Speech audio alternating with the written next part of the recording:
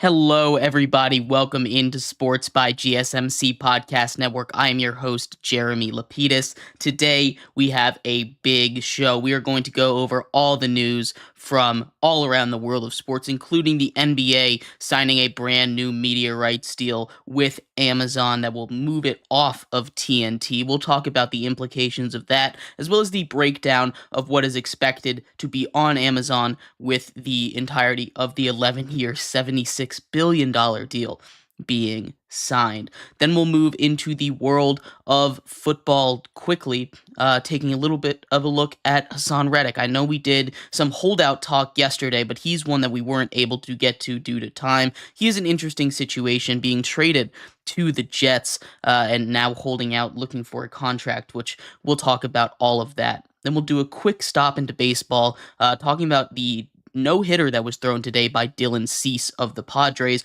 no-hitting the Washington Nationals. We'll talk about that performance, what the Padres are doing, and a quick look at the NL wildcard race as well. And then we're going to finish off our show with the LA Rams. Excuse me, we did the Seahawks yesterday. We're going to do a preview of the LA Rams schedule as well as a review of what their offseason was like, give them a grade and a rating. But before we get into any of that, remember that if you would like to be an even bigger part of the show than you already are, all you need to do is go to gsmcpodcast.net. Leave a tip or donation with a message in it. That message should pop up on the bottom of the screen for you, me, and everybody else around the world to see. If you do have a burning question about sports, anything at all that you would like to ask, go and throw that in the comments. Throw it in the chat. I will get to it as soon as I possibly can. I appreciate all of you guys for sticking around, talking some sports with me here on a beautiful Thursday afternoon. But like I was saying, we are going to start off our show here today with the breaking news from yesterday's show, the NBA signing a brand new 11-year, $76 billion with a B dollar media rights deal with Amazon. And the big headline with this is they're choosing Amazon over TNT. TNT, the home of Inside the NBA, with Shaq and Charles Barkley and Kenny the Jet and Ernie Johnson. All of those guys, they only have one more season left together. One of the biggest sports media shows in the entirety of the sports media sphere. One of the biggest sports shows out there. It is unfortunate, but that's just business sometimes. And there's conflicting reports here, right? The reports originally were, hey, if TNT matches the offer, we'll go. Then there was a report that TNT did match the offer from Amazon. Adam Silver came out yesterday and said that they didn't. So there are some conflicting reports right there. I'm not sure exactly which side is telling the truth there, because it's really a he said, she said kind of situation. But they're going to continue their partnership with Disney, ESPN, ABC, as well as NBC gets in on the action. NBC, the NBA is returning to NBC, so they swapped out the NHL on NBC for the NBA. Probably a good thing for making some money there, but the big story of this media rights deal is the fact that TNT is now out. TNT that has hosted, many huge NBA games for a very long time, is officially out of the game here. And we'll see how much that actually affects the landscape of the NBA. I don't honestly think it's going to be too big of a deal, but there is something that I am concerned about, and it's the growing the growing presence of streaming in these sports, right? And it's not necessarily a bad thing, as opposed to paying for cable, now you pay for streaming, but to get sports especially, it's tough, right?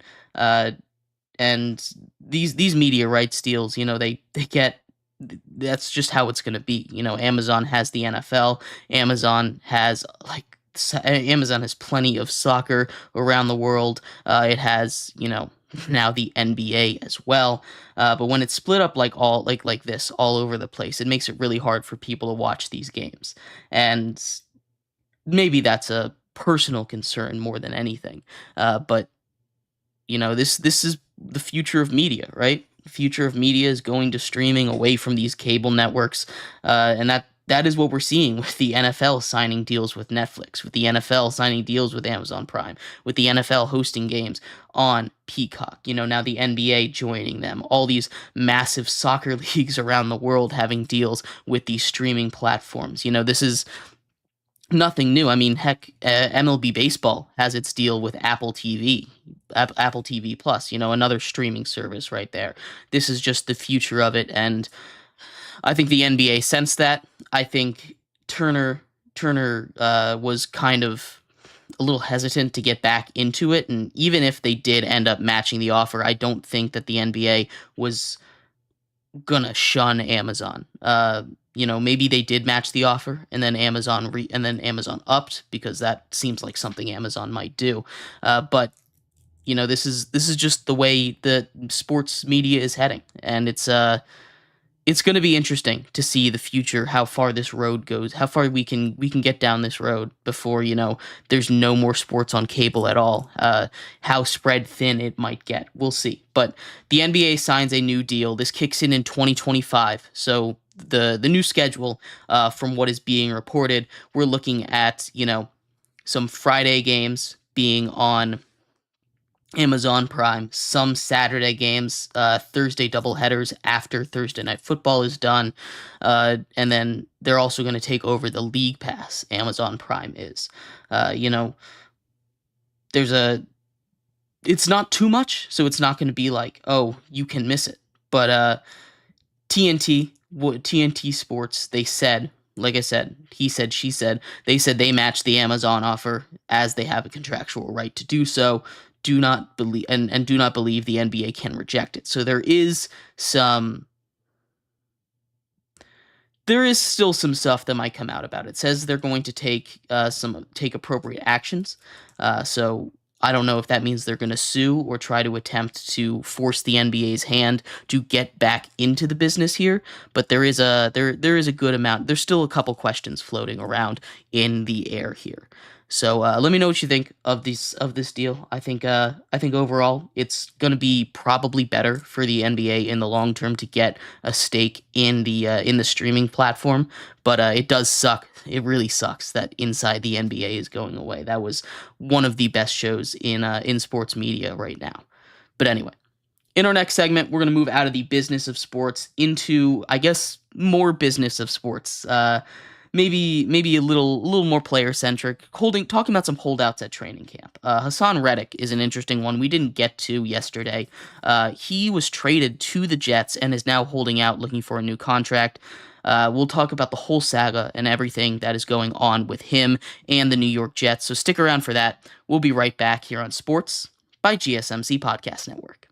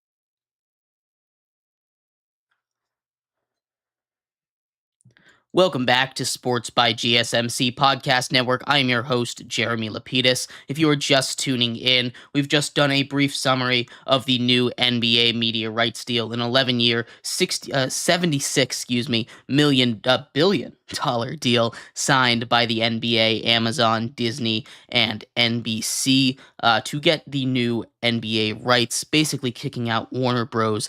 And TNT or Turner Networks, replacing them with Amazon and NBC.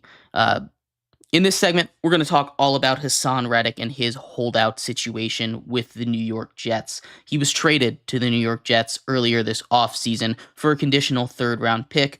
Already was, out there that he wanted a new contract. Already was out there that he was probably going to hold out for a new contract, but the Jets and their ownership had apparently not heard that memo. So we'll get into all of the implications of this in just a second. But before we do, remember, if you would like to be an even bigger part of the show than you already are, all you need to do is go to gsmcpodcast.net. Leave a tip or donation with a message in it. That message should pop up on the bottom of the screen for you, me, and everybody else around the world to see. If you do have a burning question about sports, anything at all that you would like to ask, all you have to do is throw that in the chat, throw it in the comments. I will get to it as soon as I possibly can. I appreciate all of you guys for sticking around, talking some sports with me here on a rainy Thursday afternoon. But like I was saying, we are going to get into Hassan Reddick here. Hassan Reddick has an interesting story, right? Obviously traded from the Eagles to the Jets this offseason for a conditional 2026 third. He is a very good pass rusher. He had signed a 3-year, $54 million extension 2 years ago now, so he's entering his last year of his deal, and he very openly had talked about wanting a new deal. And, Philadelphia did not want to give him that deal, so they went and traded him to the Jets. And if you're the Jets in that situation, and you know very publicly that Hassan Reddick wants a new deal, and you still go trade for him, what are you doing not giving him a deal?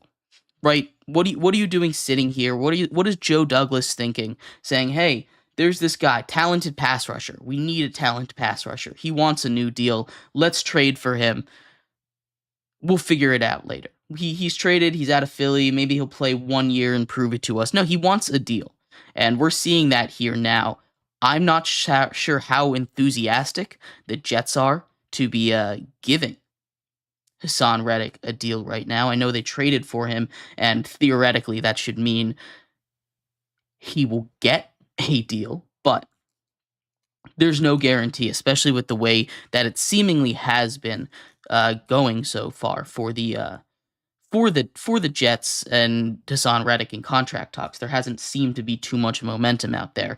Now, Hassan Reddick is a guy that will hold out. If he'll hold out for the whole season, who knows? I doubt that he'll do that. But this is a guy that the Jets obviously wanted. They obviously wanted him on the team because they went and made this trade for him, right? This is a big move. Again, giving up a third-round pick, it isn't the end of the world if you don't get anything in return, but it's not like it's a nothing pick to throw away. This is a day 2 pick. You can get a lot of great guys in the third round, as we've seen from recent drafts.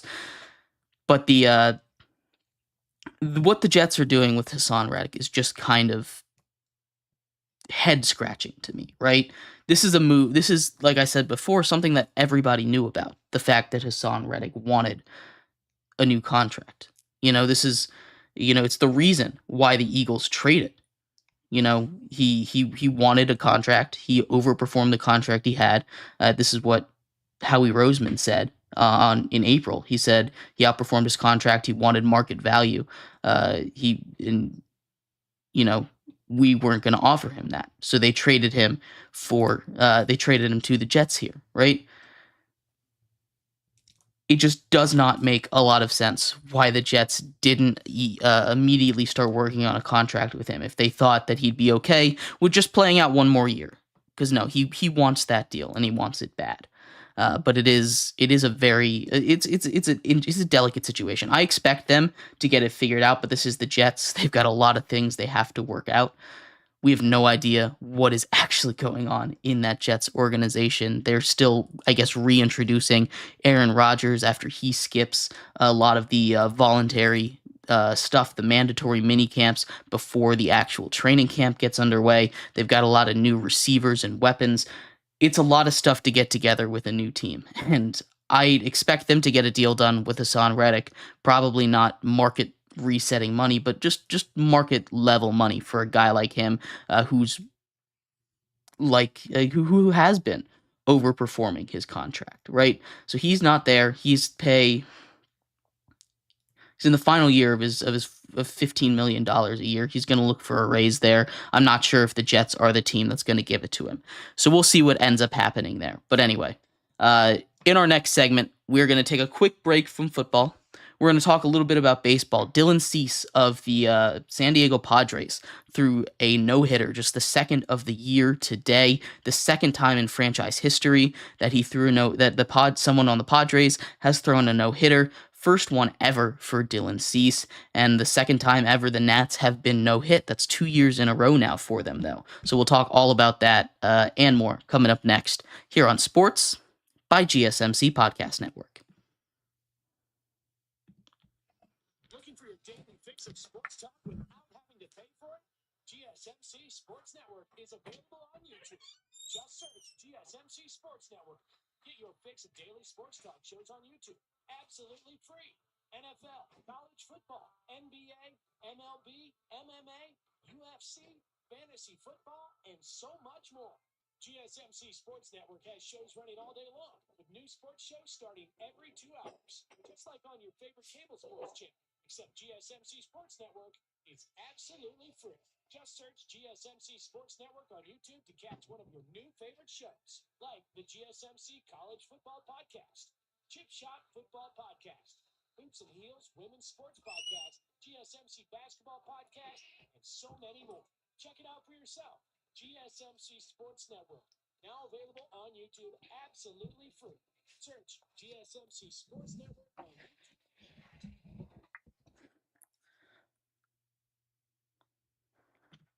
Welcome back to Sports by GSMC Podcast Network.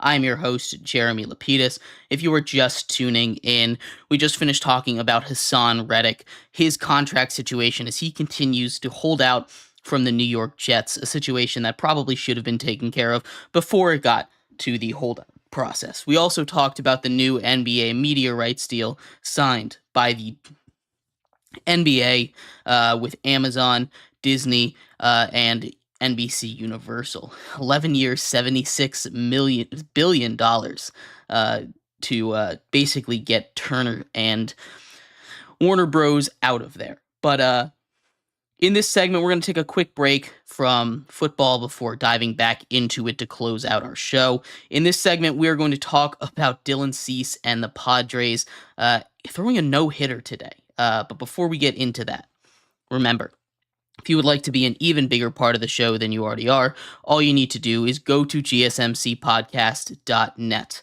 Leave a tip or donation with a message in it. That message should pop up on the bottom of the screen for you, me, and everybody else around the world to see.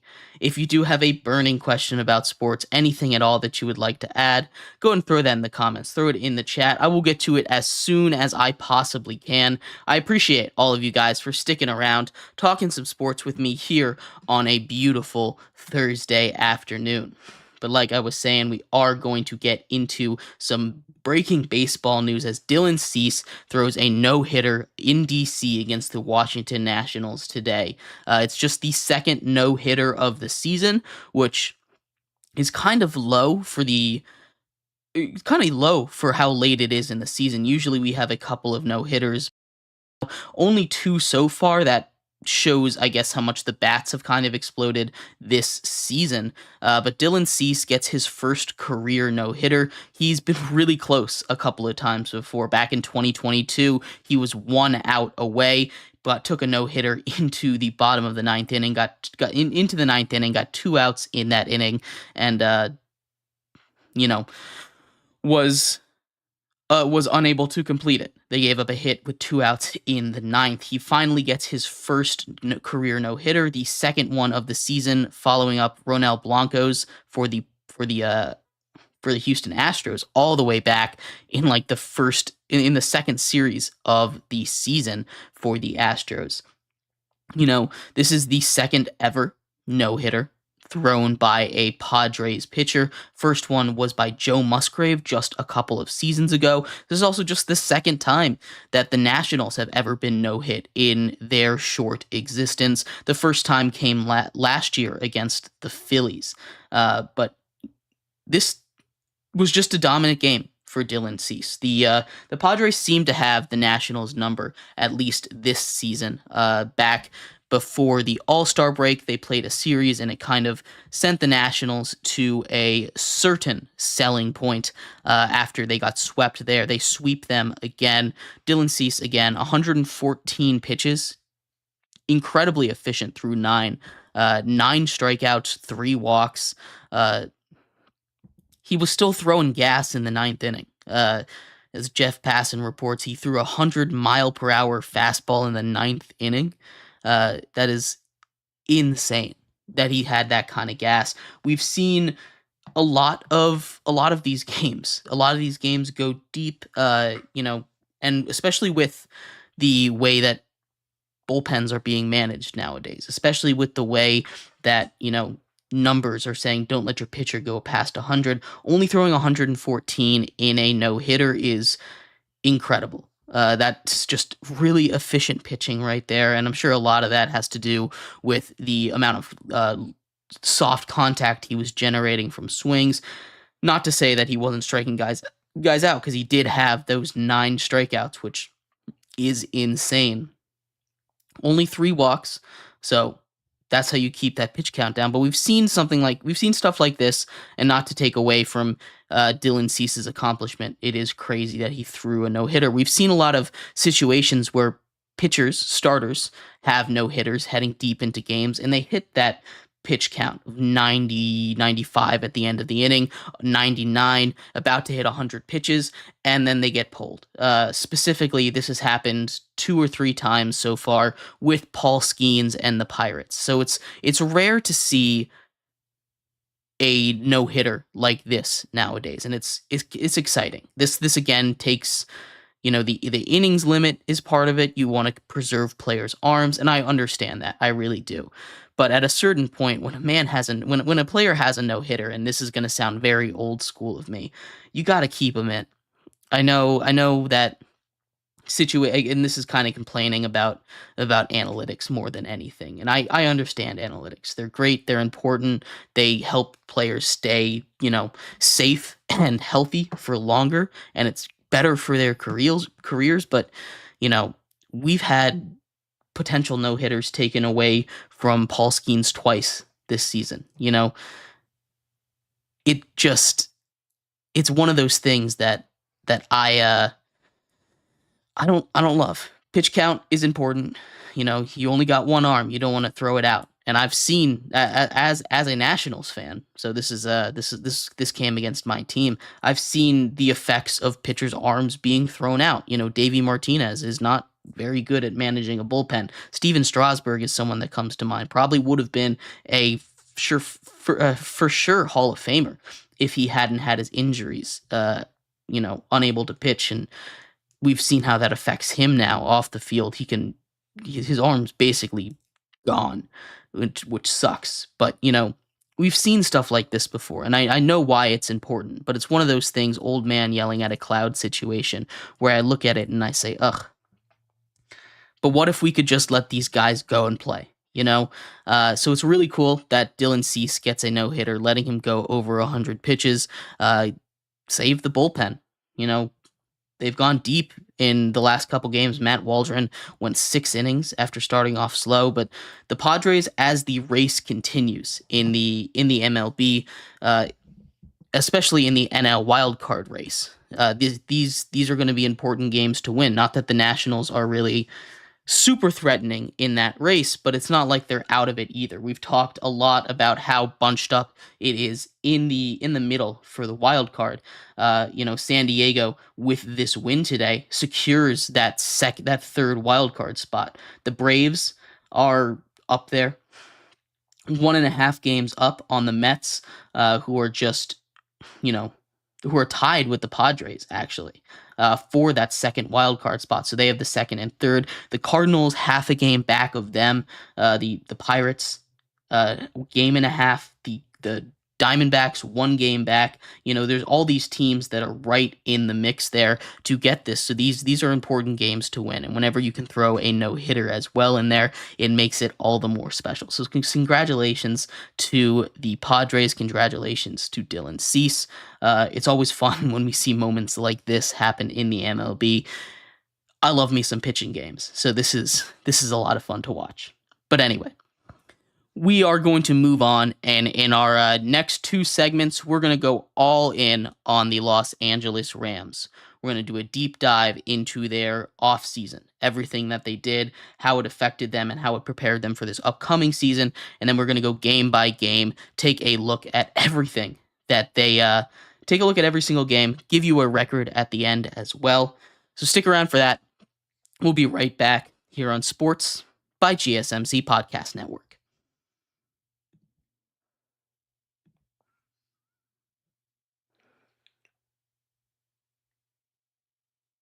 For the best and latest podcasts available anywhere, go to the podcast app on your cell phone and type in GSMC to access free content-rich podcasts on health and wellness, book reviews, sports, entertainment, relationships, social media, movies, technology, finance, and even weird news. Subscribe and download the GSMC Podcast Network's family of shows, available everywhere podcasts are found.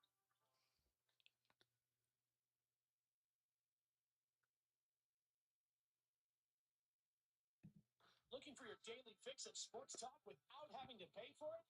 GSMC Sports Network is available on YouTube. Just search GSMC Sports Network. Get your fix of daily sports talk shows on YouTube. Absolutely free. NFL, college football, NBA, MLB, MMA, UFC, fantasy football, and so much more. GSMC Sports Network has shows running all day long, with new sports shows starting every 2 hours. Just like on your favorite cable sports channel, except GSMC Sports Network is absolutely free. Just search GSMC Sports Network on YouTube to catch one of your new favorite shows, like the GSMC College Football Podcast, Chip Shot Football Podcast, Hoops and Heels Women's Sports Podcast, GSMC Basketball Podcast, and so many more. Check it out for yourself. GSMC Sports Network, now available on YouTube absolutely free. Search GSMC Sports Network on YouTube.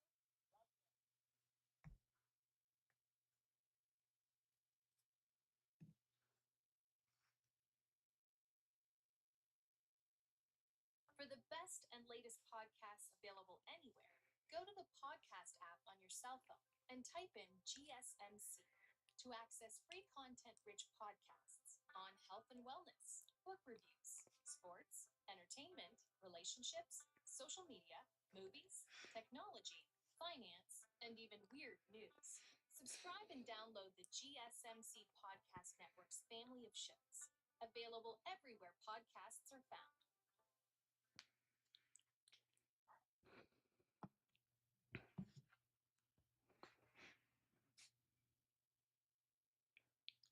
Welcome back to Sports by GSMC Podcast Network. I am your host, Jeremy Lapidus. If you are just tuning in, we've talked about Dylan Cease throwing a no-hitter, just the second one in the MLB this season. The first in the career of Dylan Cease. He's been so good recently. I forgot this stat earlier. In his last 3 starts, he's only given up 2 hits in his last 3 starts. He's been incredible over the last, ever since, he's been incredible this whole season. But Dylan Cease throws the second no-hitter of the MLB season, first of his career, second ever for the Padres. Congratulations to him as they take out the Nationals today. But We also talked about the NBA signing a new media rights deal with Amazon. We talked about how that is ending their deal with Turner. No more inside the NBA. Lots of mixed feelings about that. And we talked about Hassan Reddick and his situation with the Jets. He was very openly looking to get a new contract before being traded to the Jets from the Eagles, and the Jets seem to have ignored that whole situation, and now he is holding out. So we'll see if the Jets eventually give him that contract. But we are going to finish. We're going to continue our series here of previewing every single NFL team as we head into the season. We've got the Los Angeles Rams today. We're going to go over their season, their off season, and then go game by game and give them a record prediction. But before we do all of that, remember, if you would like to be an even bigger part of the show than you already are, all you need to do is go to gsmcpodcast.net. Leave a tip or donation with a message in it. That message should pop up on the bottom of the screen for you, me, and everybody else around the world to see. If you do have a burning question about sports, anything at all that you would like to add, go ahead and throw that in the chat, throw that in the comments. I will get to it as soon as I possibly can. I appreciate all of you guys for sticking around, talking some sports with me here on a beautiful Thursday afternoon. But like I was saying, we are going to get into the Los Angeles Rams here today. The Los Angeles Rams off-season review. We'll start off with that. And they, again, much like everyone else in the NFC West, have had a kind of quiet off-season. We'll start off with their additions. They had a couple of additions, not too many huge ones. They did add 2 starters on the defensive end, though, those being safety Cam Curl, as well as cornerback Tre'Davious White. And Tre'Davious White is the bigger name there. They also added new backup quarterback Jimmy G, Jonah Jackson, brought in Colby Parkinson as well. So this is going to be, a team that is basically the same as the team that made the playoffs last year, sneaking in. Those are the additions there. Obviously, the big subtraction for them is Aaron Donald, who retired at the beginning of this whole offseason, which sucks. You lose one of the best defenders of all time. In the draft, you're not going to be able to replace him with one guy. But in the draft, you go out and you get Jared Verse, pair him up with, Ernest Jones, Brandon Fisk, Kobe Turner on the inside. You might be able to get the combination of a Aaron Donald. That is going to be a huge loss, but I do like what they've done to help fix the secondary. Obviously, going out and getting Trey White from the Bills after he gets cut, that's a huge add. If he can stay healthy, he's one of the best corners in the game, as well as Cam Curl, who's kind of underrated, coming over from Washington. He's a hard hitter. He's good in coverage. I like Cam Curl a lot, and I really like that signing there.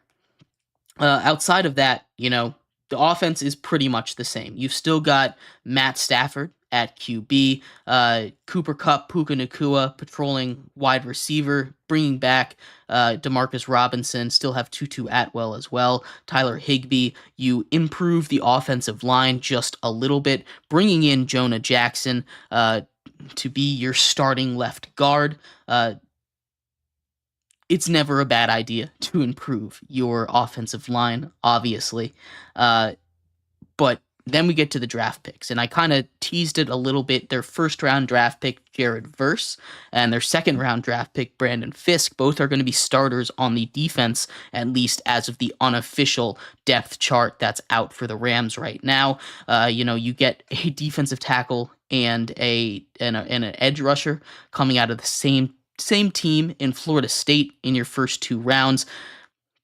It is going to be it's always cool when you have teammates come and play together in the NFL, and those two continuing their pass rushing dominance from FSU last year, where Jared Verse had 12 and a half tackles for loss, 9 sacks, and Brandon Fisk up the middle had 6 sacks and 9 tackles for loss. So they're going to be a fun little duo to deal with in LA. The other pick that I really like is the round 3 pick of Blake Corum, the running back out of Michigan. I really do like this pick. I know that the Rams, if you look at their running back room, currently is led by Kyron Williams. They were going through Cam Akers last season. He eventually did get cut from the team. Kyron Williams stepped up. I don't love Kyron Williams though, and this is a personal thing. I like Blake Corum a lot more, and I think we're gonna be able to see Kyron Williams Blake Corum split, and maybe eventually going more towards the rookie. It's just a personal thing. Again, Kyron Williams, if you're looking at the numbers, there's no reason not to believe that he's going to continue what he did last season. He was a very efficient, very effective runner last year. But, I really do like the pick of Blake Corum. You know, uh, bringing him in to at least save get a guy that can spell Kyron Williams. I mean, you look at a guy that ran for 1,100 yards last season, third leading rusher in the NFL, averaging 5 yards a carry in Kyron Williams. There's no reason to say, oh, he won't be able to repeat his success, especially at just age 23. He'll turn 24 actually in just about a month. So in his age 24 season, there's no reason not to believe that Kyron Williams won't be able to keep it up. But adding Blake Corum, who was one of the best running backs has been one of the best running backs in all of college football for a while with the Michigan Wolverines. Obviously, a very run heavy offense over there, leaving the other LA coach now. In Harbaugh over there for the Rams. And I do really like that pick. They also picked up Boston Scott, my self-proclaimed nemesis, the giant killer over there. He's going to be the third string running back. That one doesn't really matter at all, but I do really like their draft class. I love what they were able to do with, finally getting a first round pick. It's been almost 10 years since they had that first round pick, and I really like what the Rams did with their draft class. As we get deeper into the draft, I mean, getting some offensive line depth, getting some wide receiver depth. I like what they did. Some high upside picks in Bo Limmer and Jordan Whittington. Excuse me. I really do like what they did there. So I'm a big fan of their draft. Obviously, losing Aaron Donald puts a damper on your offseason. And if he had stayed as opposed to retiring, I do believe I would have given their offseason a solid B plus, maybe an A minus. But because unfortunately Aaron Donald is no longer a part of the team, at least as of our live stream here on Thursday, July 25th, I'm forced to give this a B minus. Again, I do think that they improved as much as they possibly could, but losing a first ballot Hall of Famer, one of, if not the best defensive player in the history of the NFL, up there with the likes of Lawrence Taylor and J.J. Watt, up there with those guys as far as was the most decorated defensive players of all time. It's impossible to replace a guy like that. So because of that, I'm knocking them a full letter grade. I'm giving them a B minus for their offseason. Again, nothing that they could really control. Everything that they control, I think they did a good job in making the improvements that they needed to make. But because Aaron Donald retired, I have to knock them at least a couple of points. Let me know what you think in the comments. I'd love to hear your thoughts. What grade would you give the Rams for their offseason? We're going to do a quick break, and then we're going to go and break down the Rams schedule game by game, go through all 18 weeks, let you know whether or not I think they're going to make the playoffs. So stick around for that. After this short break, we'll be right back here on Sports by GSMC Podcast Network.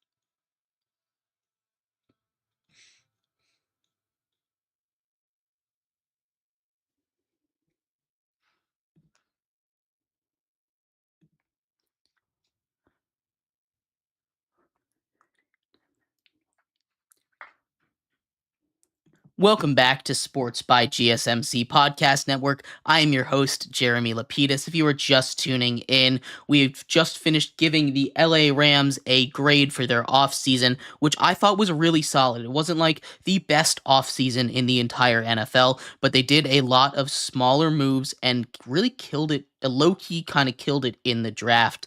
With their first three picks in the NFL draft. I gave them a B minus, if only because of Aaron Donald retiring, which is a big loss for them. But anyway, I did think that they had a really solid offseason outside with the stuff that they could control, at least.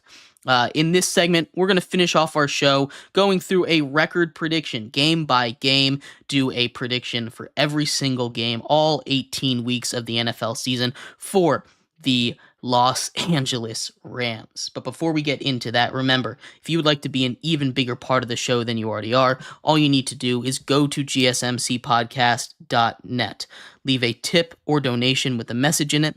That message should pop up on the bottom of the screen for you, me, or everybody else around the world to see. If you do have a burning question about sports, anything at all that you would like to ask, go and throw that in the comments. Throw it in the chat. I will get to it as soon as I possibly can.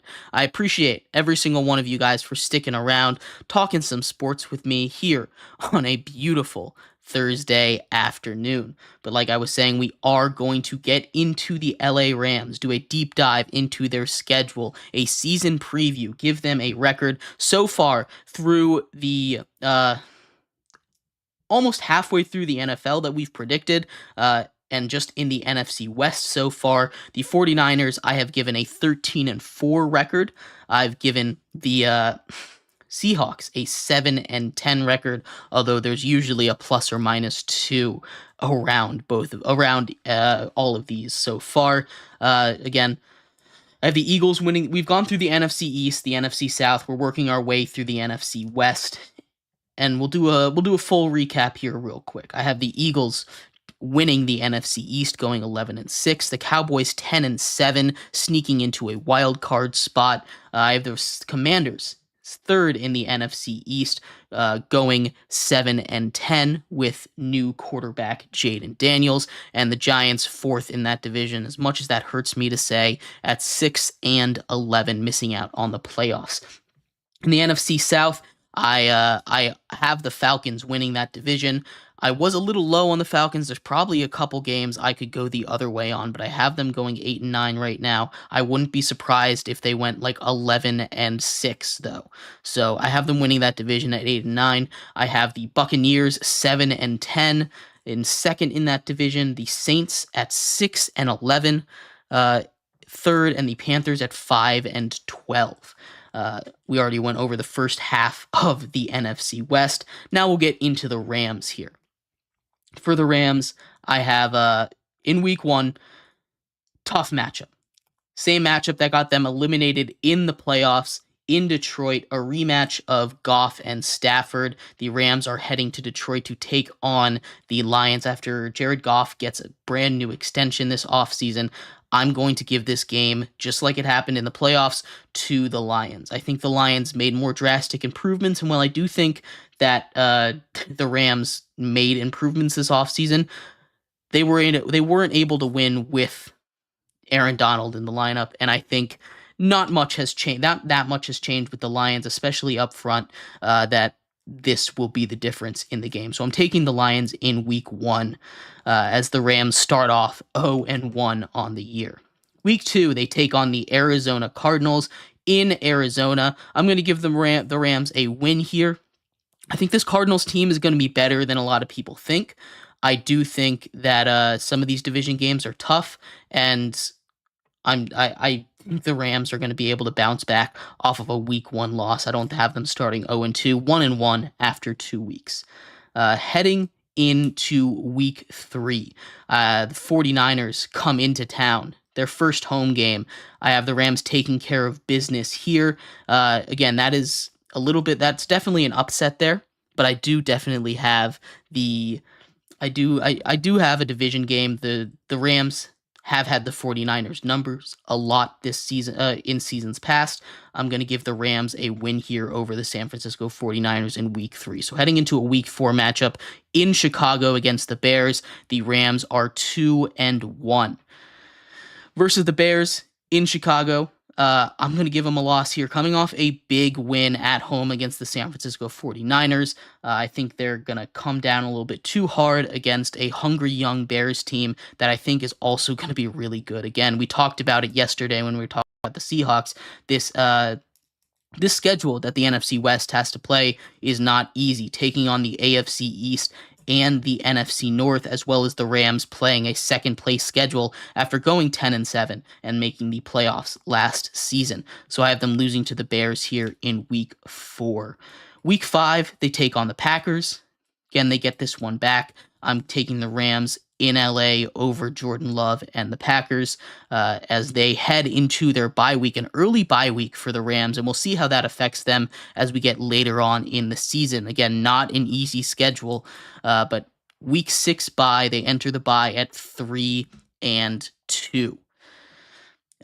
Coming directly off the bye, they get the Las Vegas Raiders. The Las Vegas Raiders taking on the Los Angeles Rams. This is in LA. I'm taking the Rams to beat the Raiders. I don't know what the quarterback situation will be with the Raiders. My headcanon is Gardner Minshew. I think that's a better fit for them, but that might change as time goes on here. I'm taking the Rams to win this game, improving to 4-2 in week 7. Week 8 against the Vikings. Probably one of the last easy games. Like I said, this is a tough schedule, especially down the stretch. They get the Vikings in week 8. JJ McCarthy or Sam Darnold at quarterback. I am going to take the Rams here. I like the matchup with the defense against the Vikings, especially if Trey White can be healthy. He might be able to help lock down Justin Jefferson a little bit. So after 8 weeks in the NFL season, they're 5-2 right now. A great start for the Rams. Then they get a division matchup against the Seahawks. That is in Seattle. In these division matchups, it's always tough to predict. I'm going to give the Seahawks this one before flying all the way before the Dolphins have to fly all the way cross country to take on the Rams in week 10. I do really like this Dolphins team. I believe Tua will be able to repeat his performance, and even if he isn't, if they just get a replacement level quarterback to be able to run that offense smart and quick, I think they will be just fine. So I'm taking the Dolphins here in week 10. And through 10 weeks of the NFL schedule here now, the Rams, after a week 6 bye, are 5-4. 5-4 after 10 weeks. And here we get to a part of the schedule that is kind of back and forth. You get easy, hard, kind of easy, hard games rotating. Start off against the Patriots, then you get the Eagles, the Saints, the Bills, the Niners, the Jets, which that is a brutal 3-game stretch for any team, especially down the stretch in weeks 14, 15, 16, before finishing off the season with 2 division games. Again, really tough down the stretch those last 5 weeks with the Cardinals and the Seahawks. But starting off against the Patriots in week 11, I'm giving them a win. I'm giving them a win here against the Patriots. I do think the Patriots are going to be improved, but I think the Rams are just a better team right now overall. Heading into the last couple of games, and like I said, this is where the schedule starts to get really brutal. You have a couple of games where you can take a breath, but this schedule gets really brutal against the Eagles. I have the Eagles taking care of business against the Rams. Adding Saquon Barkley is going to put them over the top. I love that signing for the Eagles. The Saints are a team I think they can win. It is in New Orleans, but that's one of the last kind of respites that they get for the rest of the schedule. Then I got the Bills, 49ers, and Jets. And that's an 0-3 stretch right there. They lose 3 straight, brutal. Heading into that stretch, they were sitting at 7-5, 5 games left to go. they get a brutal stretch down. They get brutal schedule down the stretch. Those 3 games might throw them completely out of playoff contention. We will see how the rest of the NFC plays out. But those 3 games in week 14, 15, and 16, I have them losing. The Bills are at home. The Niners and the Jets are the Niners and the Jets are on the road. So heading into week 17, the Rams are sitting at 7-8, not out of a playoff spot, but this is a couple of must-win games against 2 tough division opponents. The Cardinals, I have them taking care of business here. This is a must-win game for them, and I think the Cardinals will be out of playoff contention by that point. So it's going to be more to the Rams here and the Seahawks. I think this game between the Seahawks and the Rams might be for that last wild card spot. I'm going to give this one to the Rams. They take care of business. I have them sneaking into the playoffs here. That final wild card spot at 9-8 on the season. I would love to hear your guys' thoughts on this. Again, I thought they had a solid offseason. It's a tough schedule. Going 9-8 in the NFC should be enough to get you into the playoffs, depending on tiebreakers. But I do think the Rams will sneak into one of those final 3 wild card spot. But anyway, thank you everybody so much for tuning in to today's episode of Sports by GSMC Podcast Network. I've been your host, Jeremy Lapidus. In tomorrow's episode, we're going to finish up the NFC West, go over the Cardinal schedule, do our MLB power rankings, as well as any other major breaking news happening from around the world of sports. So I will see you tomorrow for all of that and more. Thank you everybody for watching, and I will see you then. Bye-bye.